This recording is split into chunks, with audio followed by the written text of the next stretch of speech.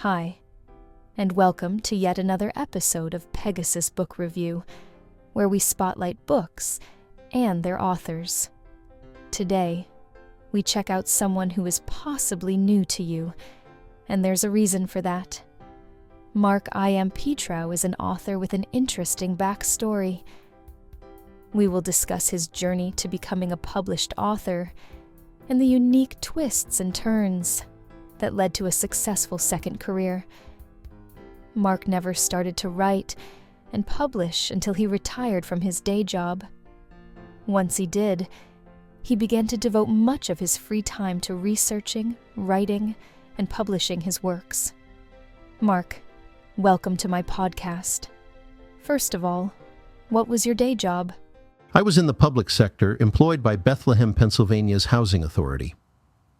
We administered the affordable housing programs for Bethlehem, and I did that for 42 years. When did you retire? I was 62, so it's been 10 years now.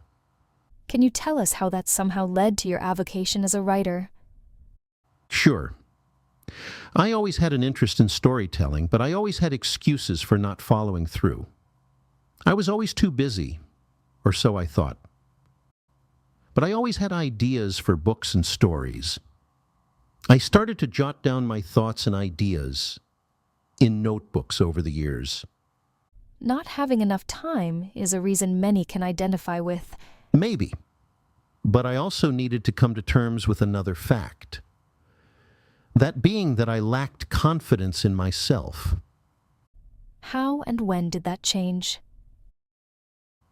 Gradually, I stopped worrying about it, and eventually I threw caution to the wind. But what really changed things was that upon retiring, I just sat down and penned my first book. It was nonfiction history relating to my hometown. Is that the Then and Now book? Yes. The really important breakthrough was figuring out how to actually publish and print the book without using a traditional publisher. Which can be rather expensive, right? Correct. Anyway, the idea was to cut out the middleman and to work directly with a printer. Once we did that, it was smooth sailing. Now you were so successful. You produced a book a year for 10 years. And did I read that you donated profits to charities? We do. Over the years, I'm proud to say that we have made donations of more than $10,000 to local nonprofits in Bethlehem. Wow. How nice. But these are nonfiction books. When did things turn toward fiction? I had harbored the dream of writing a novel for many years. About 2 years ago, I decided to continue the theme of writing around Bethlehem and its history. I crafted a fictional story that combined that, plus my fascination with the mafia, and I was weaving in a location in Italy, namely my grandfather's hometown. Very interesting. That, of course, leads us to the subject of this podcast. That novel is called Two Brothers, and I found it to be a page-turner. It is so nicely constructed, as it covers a period of the late 19th century into the early 20th century. For our listeners, I can reveal that the story revolves around themes of family, loyalty, crime, and passion. It does. As an only child, I have always been fascinated by the relationships between siblings. How sometimes brothers are so similar, but in other cases they can be totally different. This is what forms the basis for this story. Well, suffice to say, the two brothers are undoubtedly different. One is a vicious criminal, while the younger brother is the opposite. Your story has all of the basic elements that make any story interesting. Your story has well-developed characters, it has colorful characters, and it has a sweeping nature in that the story covers several decades and moves across 2 continents. Thanks. I really enjoyed doing the research. All characters are fictional, as are all names and events, but all of the locations are real. So your family actually hails from and I hope I pronounced this right. Fogliano di Valfortore? Very good.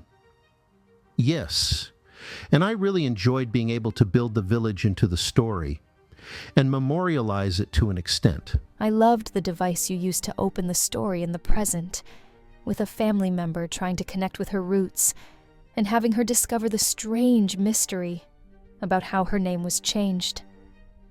This led to the reveal of that flashback, which explained everything. So well done.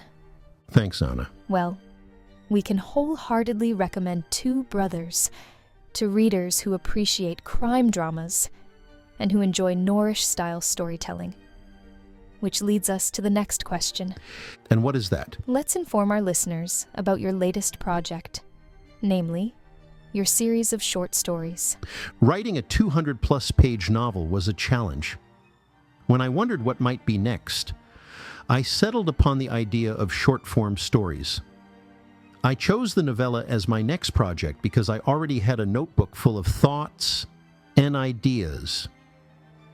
Any one idea could become a story if expanded. Makes perfect sense. But right here, let me ask you about publishing. You told us that your non-fiction books were self-published. How did you handle the fiction stories? I'm glad you brought that up. I discovered Amazon Kindle's platform. That allows authors to publish at a very low cost. So all of my fictional stories are available exclusively on their platform. So readers may download an ebook version as well as traditional print versions. Am I right? That's correct. Just go to Amazon Books, and all of the Bethlehem mystery books are there. And for interested readers, Mark has created a world within a world. There is a main character, a private detective who operates in South Bethlehem at a time following World War II. And all of the stories take place in this gritty world of the 40s and 50s. So if you like the Dashiell Hammett, James Cain, Raymond Chandler style of noirish storytelling, we can very much recommend all of Mark's mystery short stories as well. All are available at Amazon. Mark, so nice of you to join us, and we thank you. And with you, continued success. Thanks for having me, Anna.